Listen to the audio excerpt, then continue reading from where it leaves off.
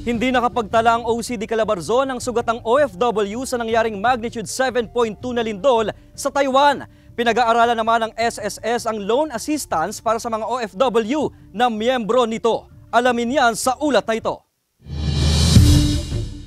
Sa isang post sa social media ng Department of Migrant Workers, inihayag ni DMW Undersecretary Hans Leo Kakdak ang ika-4 na OFW na nasugatan kasunod ng magnitude 7.2 na lindol sa Taiwan nitong Miyerkules. Minor injuries daw ang tinamo ng Pinay OFW mula sa bumagsak na debris at ginagamot na rin sa ospital. Hindi na sinabi kung saan sa Pilipinas naninirahan ng OFW.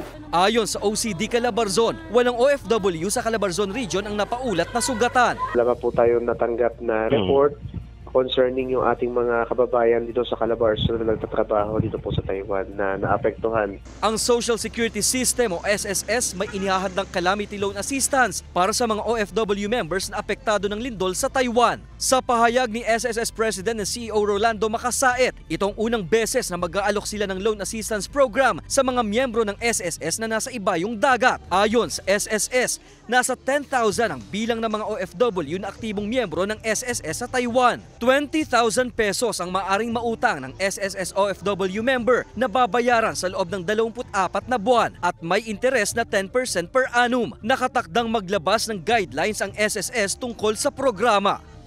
Kasama si Buhay Adante Jr., Paul Hernandez, Balitang Southern Tagalog.